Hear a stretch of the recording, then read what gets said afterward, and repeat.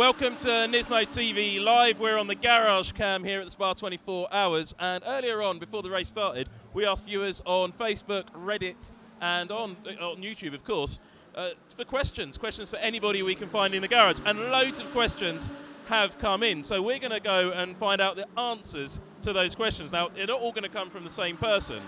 So the first question is one I can answer. Mark M. He asked a question on Reddit. It said, what was the extent of the damage on the number 22 car on Friday during qualifying when there was that big crash at Eau Rouge? Would the damage have been repairable in someone's body shop nearby, or had the team brought a spare chassis along? Well, the simple answer to that is there was a spare chassis available and it was used on the repair of the 22. But what the team had to do was take a whole bunch of stuff off the damaged 22 car and put it onto the spare chassis, because the spare chassis was on a slightly different specification. So a lot of work had to go into that. There is a video elsewhere on NISMO TV documenting all of the changes and the process the team went through to do it. And also there's another video on how easy it is to rebuild a Nissan GT-R GT3. So have a look at those on the channel, and that'll probably answer most of your questions, Mark. Someone also asked the same question, same person actually, asked about the Crash 00 car. That was the Hatsune Miku Mercedes. Was it rebuilt? No, the car that's racing today is a completely new car. Mercedes just rolled a fresh one off the truck, so they didn't go to all the effort, so they just started it all off. Best of luck in the race. Well, it's going quite well. Even despite a puncture on the 23 car just now, the car was leading the race. But we do have these questions, and I think I've got a man here who can answer some of these questions, so I'm going to come and sit down. And poor Dan behind the camera is going to end up standing up. Got Mike Carcamo, the boss of NISMO Global. So on my lovely mobile phone here, Mike, we've got some questions coming in for you, some for the drivers. So I'm going to skip past the ones that are less you, and all the hard ones coming in. So here is a question, and it comes from Jimmy Cranberry on Reddit, and he's asking the question: can NISMO come GTE racing, GTLM racing? Yes, yes, yes, please. Can we come? Yes, if someone builds us a GTE car, but we don't have a GTE car. Do you want to build a GTE car? I want to build all kinds of cars, but that's not the way things work. So at the moment, there's no plans for a GTE car. There you go, Jimmy. That's the answer to your question. It was a good answer, actually. I think that's what I would ask. That's another driver question. That's a Bob Neville question. Here's one that's definitely one for you. Kiwi Chris 1709 asks, when the new GT-R, GT3 he's talking about, is ready to go next year, the car's already testing in Japan, will we see it in Blancpain Endurance and Sprint Series? He's missed Nissan's presence in the Blancpain Sprint Series. I've missed the Sprint Series as well. At the moment, we haven't determined which programs the new car will run in. Obviously, it's under testing now, has to go through BOP, and then actually manufacturing and production. So we'll probably need to evaluate where best to run the first programs from. And the BOP session's in France in September? No, yeah, September? September. Yes. And that's at the Ledoux, Michelin's Ledoux Proving Grounds. Here's a good one for you. It's from Capirossi. I don't think it's that Capirossi, but it might be. It could be a NISMO fan. Will Nissan have a presence in America anytime soon? It already does, by the way. I'd like to see Highcotter, that's Brian Highcotter, back behind the wheel in PWC, Pirelli World Challenge, or even IMSA. So, as we mentioned, we actually are running PWC with the always evolving team, and Ricardo Sanchez, the Nissan NISMO athletes running there. And we also have the DPI running with Tequila Patron, so I think we're pretty well represented in the U.S. at the moment. And there's the Micro Cup in Canada. Don't forget that. Web the Worldwide, which is a really confusing thing to read out. What are your highlights throughout the year, Mike? Which races do you really look forward to, not only for the challenge, but for the atmosphere and the hospitality? Well, I wouldn't know about the hospitality, but you know, I actually look forward to each of the races. They all have their own character. Because it's so diverse, the tracks, whether you're talking about Ricard down in the south of France or this race or Barcelona, I mean, each one is pretty spectacular. I think the calendar that Blancpain has really is tailored to people to come watch the races. So I love them watching online, but they can also come out and see us here because it is a great venue. Now, you mentioned the hospitality. The question asked about the hospitality. Now, one of the specialities here at Spa is frites mayonnaise, chips and mayonnaise. Have you tried it yet? No, not yet. You need to try that before you leave. It's a real speciality of this circuit. So we're going to have to go for that. Here's a really difficult question for you, and it's got those magic 3 letters, which immediately got that response because you can see what's written. What is your general opinion regarding balance of performance? I know it's a bit tricky. This is from the same chap, as it's a political decision, but maybe you have some opinions from the engineers. We'll ask them about it. But what about the challenges, opportunities, and criticisms, which we armchair experts love to do? Yeah, so BOP is difficult, and I do think that it creates something very unique. I mean, look at the number of cars racing here, the number of manufacturers, the number of engine configurations in size and in placement. You can't do that with anything else if you really want to bring all these people together. So, you know, it's difficult, but it's just an engineering challenge. So I think that's what we work around, rules. BOP is just another one of those rules. I don't think it's a bad thing. I think it's just, it's not an all-out fight as you would in other categories.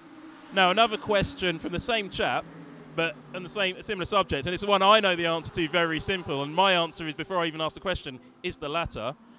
GT3 or Super GT?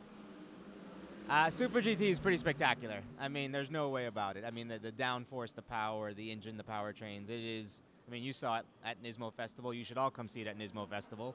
It's pretty spectacular. It's special. Now, I'm going to ask the obvious follow-on question to that. It's another one of my awkward questions, you can tell. With Mercedes announcing they're walking away from DTM at the end of this year, that only leaves 12 cars on the DTM grid, and many people are saying, wouldn't it make sense for Nissan to bring the GT-R to DTM, considering it is pretty much to the same rulebook? Well, as you know, Class 1 regulations have been under discussion for a long time, so until they homologate the powertrain, they're still running V8s, we're running, you know, 4 cylinders, so that's the missing link. I'm afraid, though, with Mercedes bailing on DTM, that those Class 1 regs may not come together anymore. That's a real worry for all of us. I mean, the point of the matter is, the Nissan GT-R GT500 is too quick for DTM at the moment, so that's one of the biggest issues. Lots of thanks for NISMO TV covering it all. You could teach the other manufacturers a lot in this department. But as more questions come in, here's one that's another awkward Japan question from Bird01, B-U-R-O-D-01 on Reddit. Are there any plans for Nissan NISMO to enter Super Formula? Not directly to Super Formula. We use it as a training for a lot of our drivers, as everyone knows. We use F3, Super Formula, and GT300 all the way up to GT500. So it's a great formula, and it's great for drivers. It gives them a different technique, but maybe not directly as Nissan. Lots of questions coming in about IMSA. There's some question about ESM, which isn't accurate, but lots of questions about will we see more Nissan and NISMO in IMSA, particularly questions coming in about the GT3. Now, I know you asked this question before, but with Lexus and Honda both represented, surely Nissan needs to be in IMSA taking those guys on. Again, it all depends on teams. I mean, we run a lot of teams, and we need customers, teams to run and compete around the world. So it's really about other organizations contacting us and wanting to run the cars in the different series. Now, looking at this, here's a good question from Not Much Going On Today on Reddit. He says, first he wants to say thanks for the great stream, good luck. Are you working on any new fun projects like the Delta Wing from a few years ago? Well, I mean, we're always working on new projects. I mean, that's the whole point of innovation, and that's what Nissan's all about. So I think many people have seen maybe the Blade Glider that's been running around at many locations, and that's a pretty great concept. And I'm sure in the near future we'll have more concepts like that running around. I think that's really what Nissan is about. So for sure we'll see something new. And so I think that's all the questions from the guys on Reddit. We are going to go and find some engineers now and ask them about, well, ambient temperatures and humidity. Thanks a lot for that, Mike. Thanks, Sam. We're going to carry on. We're going to see if we can collar an engineer from behind the pit wall. But we do have a question coming in from a reader, and I'm going to direct it to Chris. I'm directing this question to Chris from a viewer on Reddit. Kiwi Chris, 1709, asks, how hard is it? He asks, how hard is it to keep up morale on the 22 car after all of the problems? Yeah, as I say, the morale's still high because there's still a long way to go. So anything can happen. So the team's just going to keep doing what we normally do, and we'll just have to hope we have a bit of luck on our side. It's all a Nissan NISMO spirit and the RJN spirit, I guess, as well, with the long relationship of never giving up. No, you can't quit because it's just too long to go and you'll never know what's going to happen. So we'll be there fighting till the end. There you go. That is a great answer there from Chris to Chris. We're going to go behind the wall now and see if we can grab an engineer as one of the fuel rigs goes through. Pick our way past. We've got Lucas. Actually, let's grab a quick word with Lucas. Lucas, you came out of the car and you looked a bit confused about the timing screen. Did you know you were leading the race? No, not really. Obviously, I had a puncture at the beginning of the race, of the stint, so I was quite frustrated, but after getting the new tire again, I started to pass so many cars, so it was confusing where was the track situation, what I was doing, how was my pace, because there was a lot of traffic there. But yeah, you know, when I jumped out of the car, they told me that I was already leading or P2 because of the, you know, pit situation. But yeah, the pace was decent, but I was frustrated because of the traffic. I could not manage a good pace or a decent pace because I had always cars in front of me, so I had to overtake so many cars. But yeah, it was fun, but let's see if we can recover from that puncture, which is really painful. We were on the top 10 and now we are P19, P18, so yeah, let's keep working. Well, yeah, but that's actually quite good, because if the rain shower comes at the right moment, you'll go straight back into the lead and keep it there, because everybody else will go out of sequence. Yeah, let's see how it goes, but we have a decent pace, we have to keep out of trouble and don't get any more punctures. Now, we've got a question come in from Reddit from DC3. I wonder if that's Dakota Jane, who's named after that particular aeroplane. He or she asks, what peculiarities, what differences are there about lapping Spa compared to other racetracks? Well, lapping in Spa is quite tricky because the track is really fast, long corners where the downforce is really important, and you miss quite a lot of grip in the front when you are behind a car, so it's really hard to overtake. And yeah, there's 63 cars, the competition is really hard and every car is so close to each other, so it's quite tougher than other tracks like Paul Ricard, where you have hard braking points or less downforce corners, so yeah, it's much easier in other tracks than here, so it's quite a challenge. Now, Jimmy Cranberry, he asked on Reddit as well, how different is the preparation for the Spa 24 hours compared to the other Blancpain endurance races and even SuperGT, which you've done in Japan? Well, there's no big difference. You have to keep fit all the season. The hard work is in the winter season, with lots of training on the bike, on the karting, and with your fitness, with your personal trainer. But there's no big difference. Here, the preparation is during this week. It's a long week here. Lots of media stuff to do. Lots of long days, and you have to keep hydrated with lots of water and hydration drinks, and eating well with fruit and pasta, and yeah, that's the way to keep well for the 24 hours. Now, I know we're doing a bit about the food later on, but what are you drinking? What's in these NISMO athlete bottles? Well, right now there's nothing, but I empty a bottle of just water. But yeah, before getting in the car, I get some electrolytes, hydration drink. And then I you know, mix with water. So yeah, just water and electrolytes. There you go. Thanks a lot, Lucas. Right, let's see if we can grab someone a bit more responsible and ask some more questions. And I'll see if we've got Matt Parry distracting the guys down there. They're not looking too serious at the moment. They are taking it seriously, but obviously that means the race is going quite nicely because there's smiles down at the number 22 pit. I'm trying to catch Bob Neville's eye, but he's not paying us any attention. He's absolutely transfixed by the number 23 car's data at the moment. I'm not sure what he's looking at. It all seems to be going well at the moment for number 23 since that puncture.